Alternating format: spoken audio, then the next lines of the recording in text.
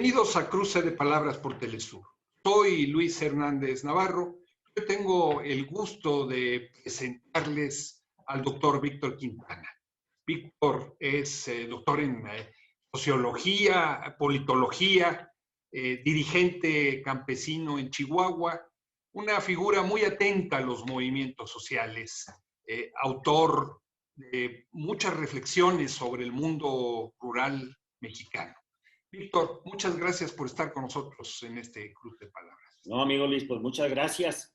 Pues buena parte de esto son en pláticas conjuntas que hemos tenido. Hemos estado comentando mucho, hemos aprendido mucho de ti, de lo que te leo.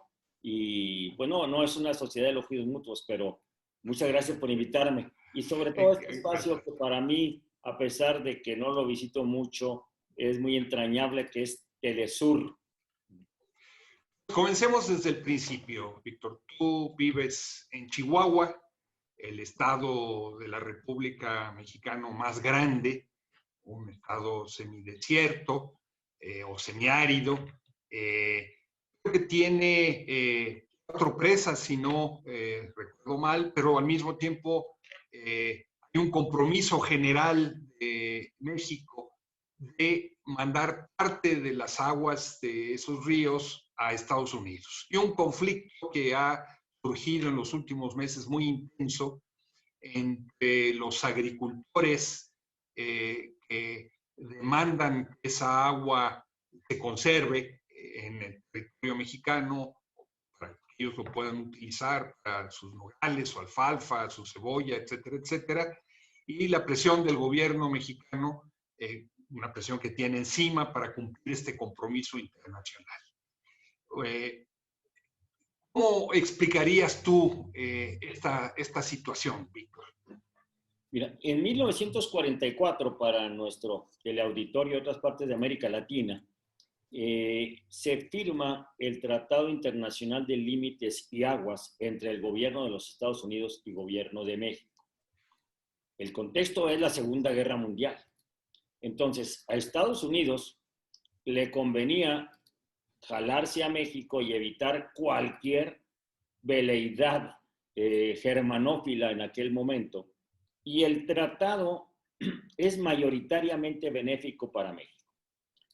Quiero decirles que compartimos 2 ríos, México y los Estados Unidos, que son el río Bravo o Río Grande del Norte, que recorre más de 3,000 kilómetros de frontera común entre los 2 países, toda la frontera norte y la frontera noreste, y el río Colorado, que tiene una pequeña trayectoria en su desembocadura hacia el Golfo de California. Y entra a los estados de Baja California y Sonora, de hecho es el límite entre ellos. Entonces, por este tratado, Estados Unidos se compromete a entregar una determinada cantidad de agua a través del río Colorado y México se compromete a entregar una determinada cantidad de agua al río Bravo a través de 6 afluentes. De esos afluentes, el más importante es el río Conchos. Una película memorable de John Huston, con John Wayne, que se llama Río Conchos. Del río Conchos, que va a dar al Bravo y que aporta más o menos el 54% del caudal para las aguas internacionales. El aporte de México a las presas internacionales, hay 2 presas internacionales sobre el Bravo, la presa Falcón y la presa La Amistad, es en periodos de 5 años. En periodos de 5 años. Y el asunto es que está medio raro eso de los periodos. Por ejemplo, en el 2010 hubo 4 periodos de 5 años. Porque, vamos a suponer, México aporta los 2.500 millones de metros cúbicos que le toca aportar cada periodo de 5 años, cada quinquenio. Hay lluvias abundantes un año y los aporta en 3 meses, digamos. Empieza otro quinquenio. Empieza otro quinquenio. No dicen, bueno, ya los cumplió, tiene otra vez 4 años para volver a iniciarse, no. De tal manera que a pesar de que el tratado tiene 76 años de vigencia, ya estamos en el quinquenio 35. Entonces, por un lado, esta cláusula del tratado ya empieza uno a empezar a sospechar. Y otra, el agua que están mandando los norteamericanos por el río Colorado no es de la mejor calidad. Es un agua cada vez más salina, que le está llegando al Valle de Mexicali, allá en la frontera noroeste del país. Entonces, sin embargo, a pesar de esto, se considera en general que no es el momento de renegociar el tratado, porque hay otro elemento que hace importante renegociar el tratado. Hay que tomar en cuenta que estamos en Aridoamérica, o sea, ¿Qué quieres decir con eso? Es esta parte de Norteamérica, caracterizada por los grandes desiertos, ¿sí? Y caracterizada culturalmente por las famosas culturas que se llaman del suroeste norteamericano y noroeste de México, ¿sí? Entonces, aquí tenemos en Aridoamérica, son las grandes planicies de América del Norte. Está ocupada por el desierto sonorense al occidente y el desierto chihuahuense al centro de Aridoamérica, donde morfológicamente es muy diferente a la mesa central de México, a la parte sur de México. Llueve mucho menos. Por ejemplo, aquí tenemos un año llovedor, tenemos 600 milímetros cúbicos de precipitación. Podemos decir lo que lleve a lo mejor 2 semanas en Chiapas o en Tabasco, ¿eh? Entonces, tenemos muy poca lluvia, pero hay las grandes obras de irrigación fuera de Chiapas, en México. Mejor dicho, los valles irrigados más importantes del país están en Aridoamérica, están en el norte de México, en los estados de Sonora, Chihuahua, Coahuila y Tamaulipas. Ahí se encuentran. Sin embargo, con el cambio climático ha cambiado, valga la redundancia, significativamente el régimen de lluvias y estamos entrando a un periodo de sequías muy prolongadas desde el noroeste de Estados Unidos, desde los estados de Oregon y Montana hasta los estados de Baja California, Sonora y Chihuahua de México. O sea que en Chihuahua hay sequía actualmente.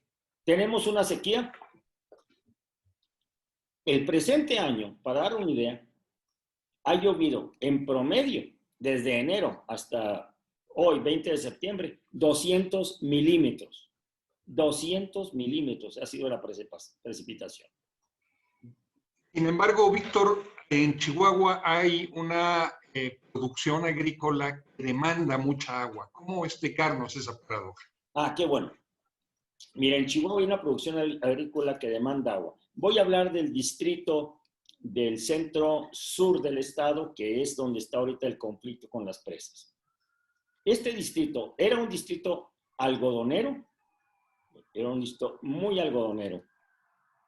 Y a partir de la firma del Tratado de Libre Comercio de América del Norte y la vigencia en 1994, el perfil de cultivos cambia dramáticamente en el distrito. Era algodonero, cebollero, chilero, ¿sí? Y empieza a cambiar y ahora los dos cultivos predominantes en la región son los nogales, la nuez pecanera, ¿sí? Y la alfalfa. ¿Por qué? Porque son cultivos que tienen garantizada la comercialización. Entonces, cambió drásticamente al entrar ya, empezaron a importarse muchos de los productos que aquí se generaban. Entonces, el cultivo se centra sobre todo en tres. En los nogales, en la alfalfa y en la producción lechera. Es la cuarta cuenca lechera más importante del país. ¿Qué tipo de productores son quienes lo siembran? Estamos hablando de grandes productores, de medianos. ¿Qué extensiones tienen? En el distrito en los distritos del centro-sur del estado se riegan máximo 55,000 hectáreas y son 11,700 productores. O sea, así visto en el papel, no hay una gran concentración. No hay una gran concentración. Le tocarían en promedio 4 hectáreas por productor.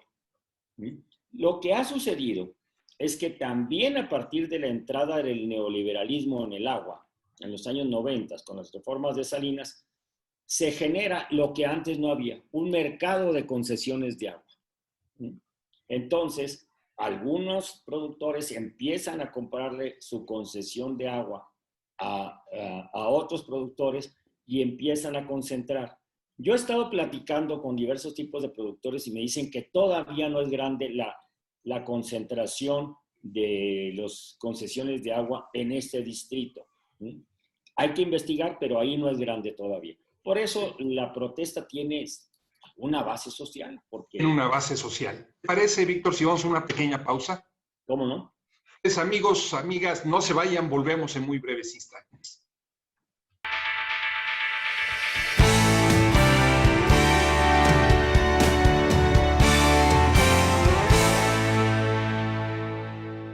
Estamos ya de vuelta en este cruce de palabras, conversando con el doctor Víctor Quintana, sociólogo, politólogo, dirigente campesino en el norte de México, sobre un gravísimo problema que ha puesto a México en los reflectores, por lo menos de la prensa nacional de México y de la prensa estadounidense, que es un conflicto alrededor del agua en el estado de Chihuahua.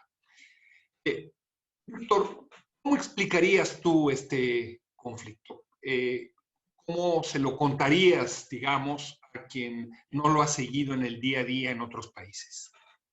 Hay varias cosas, hay varios factores que hacen que surja el conflicto. En primer lugar, la sequía imperante. Segundo lugar, empieza a sacarse el agua de las presas para pagar, desde diciembre del año pasado, para pagar lo que le debemos a Estados Unidos.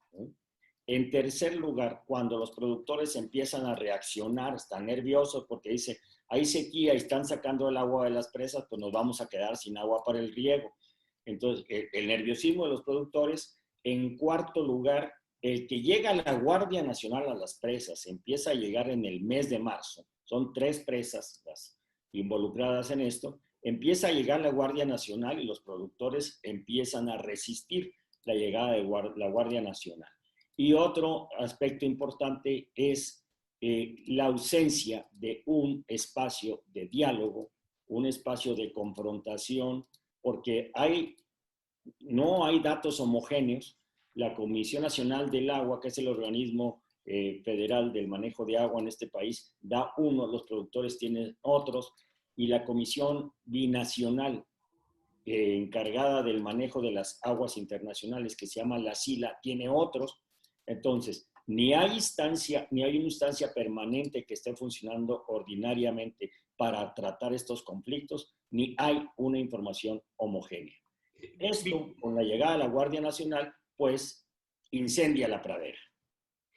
Un incendio que provoca un enfrentamiento con la Guardia Nacional, que provoca que los agricultores tomen por lo menos la presa de la Boquilla, y después en un terrible accidente, un agricultor es muerto, ¿no? La esposa de un agricultor. La esposa de un agricultor es muerta y otro está gravemente herido. Su esposo está gravemente herido, ya se está recuperando. Los enfrentamientos empiezan a darse en el mes de marzo en la presa de la Boquilla, continúan en el mes de junio en la presa de las Vírgenes, en julio se expresan en el incendio de edificios de gobierno del estado y casetas de cobro, así como camionetas de la Comisión Nacional del Agua. También se da en el noreste del estado, en Ojinaga, este enfrentamiento, y lo más reciente es el grave enfrentamiento que se da en la Boquilla, donde los productores desalojan a la Guardia Nacional y al regresar ellos a sus casas son abatidos, Jaime Torres, que fue gravemente herido, y su esposa Jessica Silva, que fue muerta por las balas.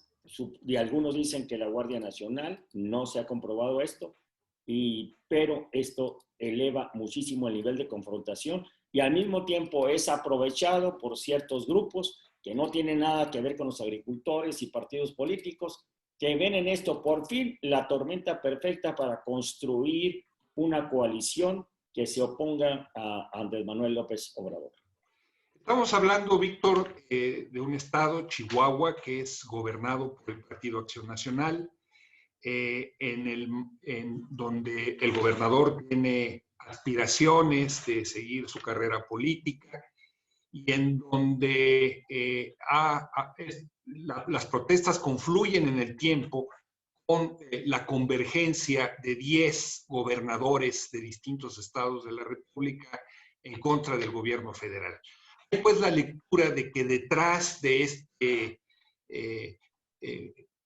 choque entre agricultores y Guardia Nacional hay la intención de construir un conflicto político artificial. ¿Tú qué dirías? Creo que sí hay, bueno, hay la intención de darle al conflicto un giro que no tiene de por sí, y esto es lo delicado. Lo delicado es decir, esto es pura grilla, pura politiquería, y no hay razón de fondo. Creo que hay razones de fondo, pero que esto se ha desvirtuado por la presencia de elementos partidistas y también por lo que tú dices, por la coyuntura en que al mismo tiempo que se da esto, se da en Chihuahua la reunión de la Alianza Federalista, que son 10 gobernadores de la República que deciden retirarse de la Conferencia Nacional de Gobernadores, de la CONAGO. Entonces, está atravesado el conflicto por este problema también. Por cierto, el PRI de Chihuahua acaba de decir que ellos se retiran de estas movilizaciones, que ellos quieren dialogar con el gobierno de la República. Entonces, esto deja ya al PAN únicamente detrás de las movilizaciones, no detrás, participando. Porque yo quiero decir, si bien puedes decir que hay algunos productores claramente favorables al PAN, hay otros que no lo son y que están luchando genuinamente por el problema la falta de agua. Estamos entonces, Víctor, tú dirías, ante un problema genuino, una protesta legítima que busca ser instrumentalizada y que no encuentra los canales adecuados para el diálogo y la negociación, o es un esquema muy simplista? No, creo que lo estás resumiendo muy bien. Esa sería mi opinión. Un problema genuino que no encuentra los canales y que está tratando de ser manipulado políticamente. Este problema no muestra también, Víctor, la necesidad de reconvertir los cultivos en Chihuahua. Por supuesto, es necesario. Mira, ahorita tenemos un entramado institucional, comenzando por la ley del agua, por la misma Conagua en México, que obedece al concepto neoliberal del agua. El agua es de quien la extrae, el agua es de quien la perfora y la usa, tiene derecho al uso y abuso de la misma. ¿Sí? Así sea para cultivar nogales, cada nuez se lleva entre 11 y 20 litros de agua, cada nuez que se da acá en el desierto. Y tenemos nosotros 88,000 hectáreas de nuez en el estado. ¿Sí? Este es el problema del agua de las presas, que en Chihuahua cuenta por 100,000 hectáreas, pero tenemos otras 500,000 hectáreas que han sido, que se riegan con agua del subsuelo. De repente hay zonas en el desierto en donde el agua tiene 500,000 años guardada, el manto, y en 12 años llegan, sobre todo los colonos menonitas, y sacan esa agua, se la acaban en 12 años, 20 años mucho, sí mucho. El agua que tenía 500,000 años guardado, agua fósil. El problema del control del agua de riego por bombeo es mucho mayor, Luis. y ahí el 60% de ella es controlada por los colonos menonitas. Entonces, esto nos habla de la necesidad de considerar el agua un común y cambiar todo el entramado institucional del agua neoliberal, de la apropiación personal del agua, de la apropiación individual, y dirigirla a cultivos que le den sustentabilidad a la poca agua que tenemos. Sin embargo, Víctor, diera la impresión de que las iniciativas que se están elaborando desde la Cámara de Diputados mexicana o desde el Senado mexicano para una nueva ley de aguas no contemplan esto que tú señalas, el agua realmente como un derecho humano y su utilización en común, sino que siguen respondiendo a la lógica neoliberal de que el agua es de quien la extrae. Exactamente. Las iniciativas que son llevadas a cabo por los mismos senadores, un diputado acá de Chihuahua, de la zona de Delicias, del PAN, pues tiene una iniciativa que va en esta línea. Hay una iniciativa por toda una coalición de académicos, académicas, activistas que se llama Agua para la Vida, Agua para Todos, Agua para la Vida, que sí va en esta línea. A la que dice la gente de acá, está bien la iniciativa en general, pero tiene que considerar las condiciones particulares de Mesoamérica. En México tenemos estados donde llueve hasta 2,000 milímetros al año, y hay estados donde llueve 600, 400 milímetros cúbicos al año. Entonces hay que diferenciarla. Pero es necesaria esta iniciativa ciudadana, porque las iniciativas dadas ahorita desde los mismos legisladores van en la misma línea que tú dices, del agua como agua neoliberal. Doctor Víctor Quintana, muchas gracias por estar con nosotros en este cruce de palabras. Muchísimas gracias, Luis. Yo invitaría, qué bueno que es esto en Telesur, perdón. Hay una iniciativa latinoamericana y más allá de que latinoamericana que creo que nos puede ayudar en esta línea, que es el Pacto Ecosocial e Intercultural del Sur, promovido por personalidades comprometidas con la sustentabilidad de nuestra patria grande. Yo los invito también a considerar esto. Víctor, muchas gracias. Y ustedes, amigos, amigas, muchas gracias por su amable compañía el día de hoy. Ya saben, los esperamos la semana que viene aquí en Cruce de Palabras por Teléfono. Hasta la próxima.